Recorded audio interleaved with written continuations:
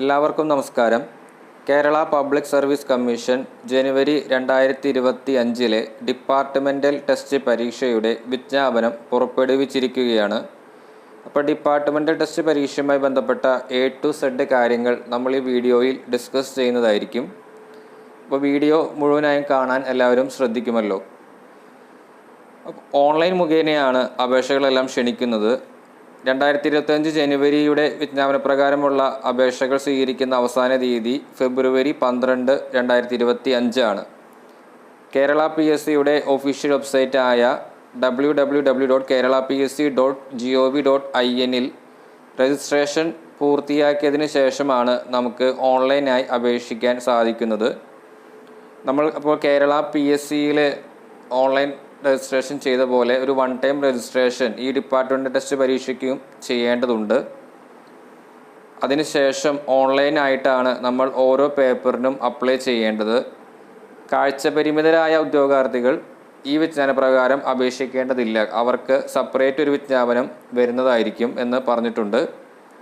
പിന്നെ ചോദ്യങ്ങളെല്ലാം ഇംഗ്ലീഷിലും മലയാളത്തിലും കൂടി ലഭ്യമായിരിക്കും എന്ന് വിജ്ഞാപനത്തിൽ പറയുന്നുണ്ട്.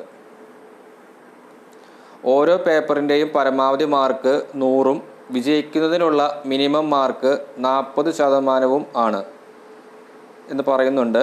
കൂടാതെ നെഗറ്റീവ് മാർക്കുണ്ട്. ഒരു ഉത്തരം തെറ്റിയാൽ 1/3 മാർക്ക് നമുക്ക് നഷ്ടമാകും. ശരിയായാൽ 1 മാർക്ക് ലഭിക്കുകയും ചെയ്യും. ഒരു നോർമൽ PSC പരീക്ഷ പോലെ തന്നെയാണ്. ഇതിലിപ്പോൾ റാങ്കിങ് എന്ന കൺസെപ്റ്റ് ഒന്നുമില്ല. നമുക്ക് ജസ്റ്റ് പാസ്സാവുക എന്നത് തന്നെയാണ് ഇത് ഉദ്ദേശിക്കുന്നത്. നമുക്കൊരു 40% മാർക്ക് മാത്രം മതിയാകും പാസ്സാകാനായിട്ട്. ഇപ്പോൾ പരീക്ഷാ സെൻറ്ററുകൾ നമുക്ക് 3 മേഖലകളായി തിരിച്ചിട്ടാണ് PSC അലോട്ട് ചെയ്തിരിക്കുന്നത്. ഇപ്പോൾ തിരുവനന്തപുരം, കൊല്ലം, പത്തനംതിട്ട, ആലപ്പുഴ ജില്ലകൾ തിരുവനന്തപുരം മേഖലയിൽ ഉൾക്കൊള്ളിച്ചിരിക്കുകയാണ്. അപ്പോൾ ഇവിടങ്ങളിൽ നമുക്ക് എക്സാം സെൻറ്റർ വേണമെങ്കിൽ തിരുവനന്തപുരം മേഖല നമ്മൾ ഓൺലൈനായിട്ട് ചൂസ് ചെയ്യേണ്ടതാണ്. എറണാകുളം മേഖലയിൽ പെടുന്നത് കോട്ടയം, ഇടുക്കി, എറണാകുളം, തൃശ്ശൂർ, പാലക്കാട് ജില്ലകൾ. ഇനി മലപ്പുറം, കോഴിക്കോട്, വയനാട്, കണ്ണൂർ, കാസർഗോഡ് ജില്ലകളിൽ പരീക്ഷാ സെൻറ്ററുകൾ വേണമെന്നുള്ളവർ കോഴിക്കോട് മേഖല തിരഞ്ഞെടുക്കേണ്ടതാണ്. കേരള സേവന ചട്ടപ്രകാരം നിർബന്ധിത വകുപ്പുതല പരീക്ഷയിൽ പങ്കെടുക്കുന്ന ജീവനക്കാർക്ക് പരീക്ഷാ ദിവസങ്ങൾ പ്രസ്തുത പരീക്ഷാ കേന്ദ്രത്തിലേക്കും തിരിച്ചുമുള്ള യാത്രയ്ക്ക് ആവശ്യമായ സമയം ഉൾപ്പെടെ ഡ്യൂട്ടിയായി പരിഗണിക്കാൻ വ്യവസ്ഥയുണ്ട്. അതായത് നമ്മൾ ഇപ്പോൾ ഒരു ഡിപ്പാർട്ട്മെൻറ്റ് ടെസ്റ്റ് പരീക്ഷയ്ക്ക് അപ്ലൈ ചെയ്തിട്ട് നമ്മൾ എക്സാം അറ്റൻഡ് ചെയ്ത് കഴിഞ്ഞ് അവിടെ നിന്നും നമുക്കൊരു അറ്റൻഡൻസ് സർട്ടിഫിക്കറ്റ് കിട്ടും. ആ സർട്ടിഫിക്കറ്റ് കൊണ്ട് നമുക്ക് നമ്മുടെ മേലധികാരിയെ സമീപിക്കുകയാണെങ്കിൽ അത് ഡ്യൂട്ടിയായി പരിഗണിക്കാൻ വ്യവസ്ഥയുണ്ട് എന്നതാണ് വിജ്ഞാപനത്തിൽ പറയുന്നത്. കൂടാതെ വകുപ്പ് തല പരീക്ഷയിൽ പങ്കെടുക്കുന്ന ജീവനക്കാർക്ക് അർഹമായ യാത്രാ ഭത്ത അനുവദനീയമാണ്. അപ്പോൾ നമുക്ക് പരീക്ഷയെല്ലാം കഴിഞ്ഞതിന് ശേഷം നമുക്ക് TA അലോട്ട് ചെയ്യാനായിട്ട് നോക്കാവുന്നതാണ്. കൂടാതെ നമ്മൾ department test one time registration ചെയ്യേണ്ടതാണെന്ന് പറയുന്നുണ്ട്. ഓരോ പരീക്ഷാർത്ഥിയും തങ്ങളുടെ വ്യക്തിപരമായ വിവരങ്ങളായ ജനന തീയതി, മേൽവിലാസം, ഔദ്യോഗിക പദവി, ഔദ്യോഗിക മേൽവിലാസം എന്നിവ നൽകുന്നതിനോടൊപ്പം നിർദ്ദേശിക്കപ്പെട്ട തങ്ങളുടെ ഒരു ഫോട്ടോ കൂടി അപ്ലോഡ് ചെയ്യണമെന്ന് പറയുന്നുണ്ട്. ഇതെല്ലാം ചെയ്ത് കഴിയുമ്പോൾ നമുക്കൊരു യൂസർ ID-യും പാസ്വേഡും അലോട്ട് ചെയ്ത് കിട്ടുന്നതാണ്. പാസ്വേഡ് നമുക്ക് സ്വന്തമായിട്ട് ക്രിയേറ്റ് ചെയ്യാവുന്നതാണ്. അപ്പോൾ ഇത് വെച്ചിട്ട് വേണം നമ്മൾ പിന്നീട് ഓരോ പ്രാവശ്യവും നമ്മുടെ പ്രൊഫൈലിൽ ലോഗിൻ ചെയ്യേണ്ടത്. കൂടാതെ പ്രൊഫൈലിൽ ആധാർ കാർഡിൻ്റെ വിവരങ്ങൾ ഉൾപ്പെടുത്തേണ്ടതാണ് എന്ന് പ്രത്യേകം പറഞ്ഞിട്ടുണ്ട്. ഒറ്റ പ്രൊഫൈലിൽ നിന്നും ഏത് വകുപ്പ് തല പരീക്ഷയ്ക്കും അപേക്ഷിക്കാൻ കഴിയുമെന്ന് പറഞ്ഞിട്ടുണ്ട്. സോ നമുക്ക് ഒരു തവണ വൺ ടൈം രജിസ്ട്രേഷൻ ചെയ്താൽ മതിയാകും.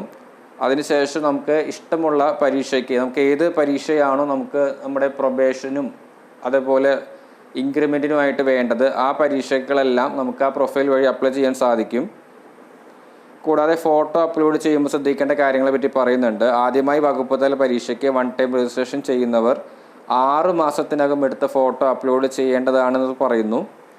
അപേക്ഷകൻ്റെ പേരും ഫോട്ടോ എടുത്ത തീയതിയും വ്യക്തമായി പതിഞ്ഞിരിക്കണം എന്ന് പ്രത്യേകം പറഞ്ഞിട്ടുണ്ട്. ഇനീഷ്യൽ ഉൾപ്പെടെ നമ്മുടെ വൺ ടൈം രജിസ്ട്രേഷൻ പ്രൊഫൈലിൽ ഫോട്ടോയുടെ താഴെ പേരും ഫോട്ടോ എടുത്ത തീയതിയും രേഖപ്പെടുത്താൻ എല്ലാവരും ശ്രദ്ധിക്കേണ്ടതാണ്. കൂടാതെ ഫോട്ടോ അപ്ലോഡ് ചെയ്യുമ്പോഴുള്ള സൈസ് അതിൻ്റെ കാര്യങ്ങളെല്ലാം പറയുന്നുണ്ട്. നമ്മൾ സാധാരണ PSCയുടെ വൺ ടൈം രജിസ്ട്രേഷൻ ചെയ്യുന്ന പോലെ തന്നെയുള്ള കാര്യങ്ങൾ തന്നെയാണ് പറയുന്നത്.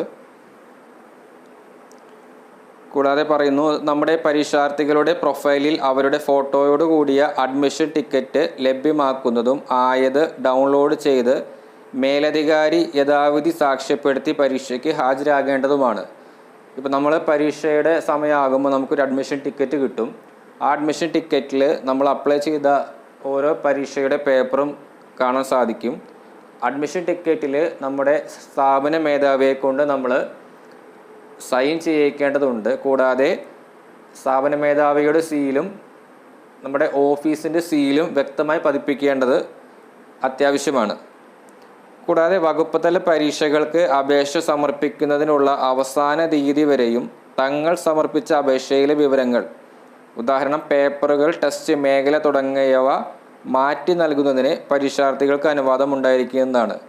നമ്മളിപ്പോൾ ഒരു പ്രാവശ്യം നമ്മുടെ കാര്യങ്ങളെല്ലാം ചെയ്ത് അപ്ലൈ ചെയ്തതിന് ശേഷം നമുക്കിപ്പോൾ ഒരു ചെറിയ അബദ്ധം പറ്റിയെന്ന് വിചാരിക്കാം. ഇപ്പോൾ നമുക്കൊരു നമ്മൾ തിരഞ്ഞെടുത്ത പേപ്പർ മാറിപ്പോയി, അല്ലെങ്കിൽ നമ്മൾ തിരഞ്ഞെടുത്ത നമ്മുടെ പരീക്ഷാ സെൻറ്റർ മേഖല മാറിപ്പോയി എന്നുണ്ടെങ്കിൽ പോലും നമുക്ക് ഈ അപേക്ഷ സമർപ്പിക്കാനുള്ള അവസാന തീയതിക്കുള്ളിൽ തന്നെ നമുക്ക് വീണ്ടും മാറ്റങ്ങൾ വരുത്താവുന്നതാണ് എന്ന് പ്രത്യേകം പറഞ്ഞിട്ടുണ്ട്.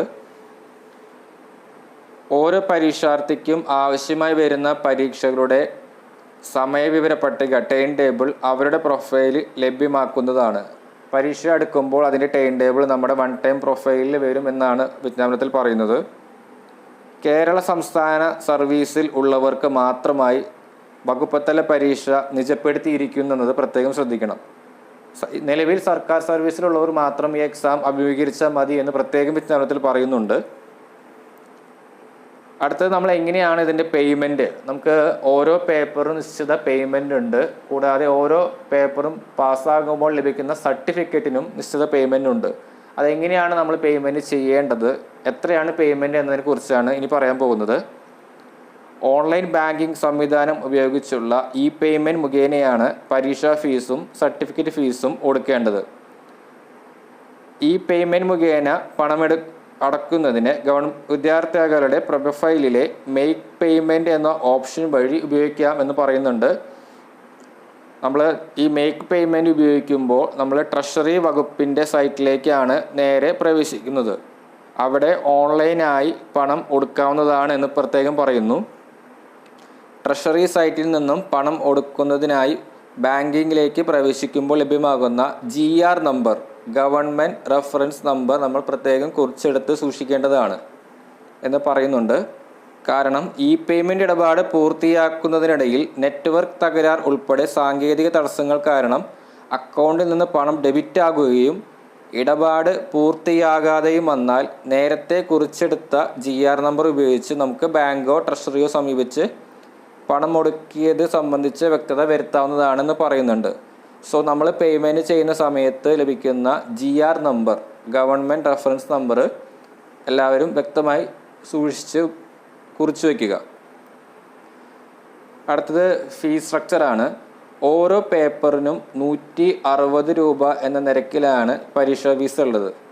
കൂടാതെ ഒരു സർട്ടിഫിക്കറ്റിന് 210 രൂപ എന്ന നിരക്കിൽ ഫീസ് കൊടുക്കേണ്ടതായിട്ടുണ്ട്. അതായത് ഇപ്പോൾ നമ്മൾ ഒരു LD ക്ലർക്ക് ആണെങ്കിൽ മാനുവൽ ഓഫ് പ്രൊസീജിയർ എന്ന പേപ്പറാണ് നമ്മുടെ പ്രൊബേഷൻ പൂർത്തീകരിക്കാൻ വേണ്ടത്. സോ അത് അപ്ലൈ ചെയ്യുമ്പോൾ നമുക്ക് 160 രൂപ നമ്മൾ ആദ്യത്തെ ചാൻസ് അല്ലെങ്കിൽ കൊടുക്കേണ്ടതായിട്ട് വരും. കൂടാതെ മാനുവൽ ഓഫ് പ്രൊസീജിയർ പാസ്സാവുകയാണെങ്കിൽ അതിന് സർട്ടിഫിക്കറ്റ് ലഭിക്കുന്നതിനായിട്ട് 210 രൂപ കൂടി നമ്മൾ എക്സ്ട്രാ പേ ചെയ്യേണ്ടതുണ്ട്. അടുത്ത നമ്മൾ ശ്രദ്ധിക്കേണ്ട കാര്യം, നേരിട്ടുള്ള നിയമനം വഴിയോ ബൈ ട്രാൻസ്ഫർ മുഖാന്തിരമോ നിയമിക്കപ്പെട്ടിട്ടുള്ള ഒരു ഉദ്യോഗസ്ഥൻ്റെ പ്രൊബേഷൻ്റെയോ ട്രെയിനിങ്ങിൻ്റെയോ പൂർത്തീകരണത്തിനോ ഇൻക്രിമെൻറ്റിനോ ഉയർന്ന തസ്തികയിലേക്ക് ഉദ്യോഗക്കയറ്റം കിട്ടുന്നതിനോ ഏതെങ്കിലും ടെസ്റ്റ് പാസ്സായിരിക്കണമെന്ന് നിർദ്ദേശിച്ചിട്ടുണ്ടെങ്കിൽ, ഒബ്ലിഗേറ്ററി ടെസ്റ്റ്, അങ്ങനെയെങ്കിൽ അപേക്ഷകരിൽ നിന്ന് പരീക്ഷാ ഫീസ് ഈടാക്കുന്നതല്ല എന്ന് പ്രത്യേകം പറഞ്ഞിട്ടുണ്ട്. അവർക്ക് ഫ്രീ ചാൻസ് ഉണ്ടായിരിക്കും. ഈ സൗജന്യം ഓരോ ടെസ്റ്റിനെ സംബന്ധിച്ചിടത്തോളവും ഒരാൾക്ക് ഒന്നിൽ കൂടുതൽ തവണ ലഭിക്കുന്നതല്ല എന്ന് പറഞ്ഞിട്ടുണ്ട്. രണ്ടാമത്തെ തവണ മുതൽ ഫീസ് ഈടാക്കുന്നതാണ്.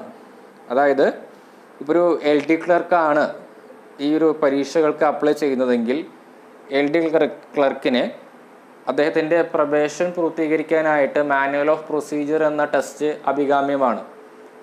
അപ്പോൾ ആ ടെസ്റ്റ് പാസ്സാകാനായിട്ട് ആദ്യത്തെ അവസരത്തിലാണ് ആദ്യമായിട്ടാണ് നമ്മൾ അപ്ലൈ ചെയ്യുന്നതെങ്കിൽ നമുക്കത് സൗജന്യമായിട്ട് തന്നെ ആ പരീക്ഷ അഭിമുഖീകരിക്കാവുന്നതാണ്. കൂടാതെ നമുക്ക് പ്രൊമോഷൻ ലഭിക്കാനായിട്ട് ഇപ്പോൾ UD ക്ലർക്ക് പോലുള്ള പ്രൊമോഷൻ ലഭിക്കാനായിട്ട് നമുക്ക് അക്കൗണ്ട് ടെസ്റ്റ് ലോവർ എന്ന പരീക്ഷയെ അഭിമുഖീകരിക്കേണ്ടതുണ്ട്. അപ്പോൾ ആ പരീക്ഷയും ഒരു ഫ്രീ ചാൻസ് എന്ന നിലയ്ക്ക് നമുക്ക് സൗജന്യമായിട്ട് എഴുതാവുന്നതാണ്. എങ്കിലും അത് ഒറ്റത്തവണ മാത്രമേ ഈ സൗജന്യം ലഭിക്കുകയുള്ളൂ. ആദ്യത്തെ തവണ നമ്മൾ ഏതെങ്കിലും പേപ്പർ ഫെയിൽ ആവുകയാണെങ്കിൽ അടുത്ത പ്രാവശ്യം ആ പരീക്ഷയെ അഭിമുഖീകരിക്കുമ്പോൾ നമുക്ക് ഈ സൗജന്യം ലഭിക്കുകയില്ല എന്ന് പ്രത്യേകം പറഞ്ഞിട്ടുണ്ട്. ആദ്യത്തെ തവണ അപേക്ഷിക്കുകയും ഫ്രീ ചാൻസിൽ അഭിമുഖീകരിക്കുകയും എന്നാൽ പരീക്ഷ എഴുതാതിരിക്കുകയും ചെയ്യുകയാണെങ്കിൽ അത് സൗജന്യം ആയിട്ടുള്ള പരീക്ഷ എന്ന നിലയ്ക്കാണ് കണക്കാക്കപ്പെടുന്നത്. അതായത് ഫ്രീ ചാൻസ് നമ്മൾ അപ്ലൈ ചെയ്തു, നമ്മൾ ആ എക്സാം എഴുതിയില്ലെങ്കിൽ നമ്മുടെ ആ ഒരു അവസരം, ഫ്രീ ചാൻസിനുള്ള അവസരം നഷ്ടമായിരിക്കുകയാണ്. പിന്നീട് നമ്മൾ ആ എക്സാം അടുത്ത പ്രാവശ്യം അപ്ലൈ ചെയ്യുകയാണെങ്കിൽ അപ്പോൾ നമുക്ക് ഫീസ് കൊടുക്കേണ്ടതായി വരുമെന്ന് പറയുന്നുണ്ട്. ഓരോ വർഷവും 2 തവണയാണ് ഈ ഡിപ്പാർട്ട്മെൻറ്റ് ടെസ്റ്റ് പരീക്ഷകൾ വിളിക്കുന്നത്, ജനുവരിയിലും ജൂലൈയിലും. ഇപ്പോൾ നമ്മൾ ജനുവരിയിൽ നമ്മൾ ആദ്യത്തെ അവസരത്തിൽ നമ്മൾ അപ്ലൈ ചെയ്യുകയാണെങ്കിൽ നമ്മൾ ഏതെങ്കിലും കാരണവശാൽ ഈ എക്സാം നമുക്ക് എഴുതാൻ സാധിച്ചില്ല എങ്കിൽ നമ്മൾ ആദ്യത്തെ ഫ്രീ ചാൻസ് ആണെങ്കിൽ ഇനി ജൂലൈയിൽ ഇതുപോലെ നോട്ടിഫിക്കേഷൻ വരുവാണെങ്കിൽ നമുക്ക് ഫീസ് ഒടുക്കി ഈ പരീക്ഷയെ അഭിമുഖീകരിക്കാവുന്നതാണ്. പിന്നെ പറയുന്നു, അക്കൗണ്ട് ടെസ്റ്റിന് അപേക്ഷിക്കുന്ന ഒരാൾക്ക് ഒരു പ്രാവശ്യം മാത്രമേ ഫ്രീ സൗജന്യം ലഭിക്കുകയുള്ളൂ. ആ പരീക്ഷയിൽ ഓരോ പേപ്പറുകളും ജയിക്കാൻ സാധിച്ചിട്ടില്ല എങ്കിൽ അടുത്ത തവണ മുതൽ തോറ്റ പേപ്പറുകൾക്കും അപേക്ഷിക്കാതിരുന്ന പേപ്പറുകൾക്കും ഫീസ് ഒടുക്കി അപേക്ഷിക്കേണ്ടതാണ്. അതായത് ഇപ്പോൾ LD ക്ലർക്കിന് പ്രൊമോഷൻ കിട്ടാനായിട്ടാണ് നമ്മൾ അക്കൗണ്ട് ടെസ്റ്റുകളെല്ലാം പരീക്ഷയ്ക്ക് എഴുതുന്നത്. അപ്പോൾ ഈ അക്കൗണ്ട് ടെസ്റ്റിന് 4 പേപ്പറുകളുണ്ട്. KSR, Kerala financial code, Kerala treasury code, introduction to Indian account and audit എന്ന് പറഞ്ഞ 4 പേപ്പറുകളുണ്ട്.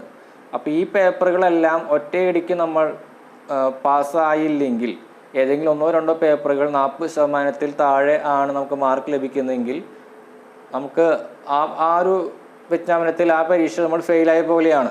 അപ്പോൾ നമ്മുടെ ഫ്രീ ചാൻസ് ആണെങ്കിൽ നമ്മുടെ 4 ചാൻസ് നമ്മൾ ഉപയോഗിച്ച് കഴിഞ്ഞു.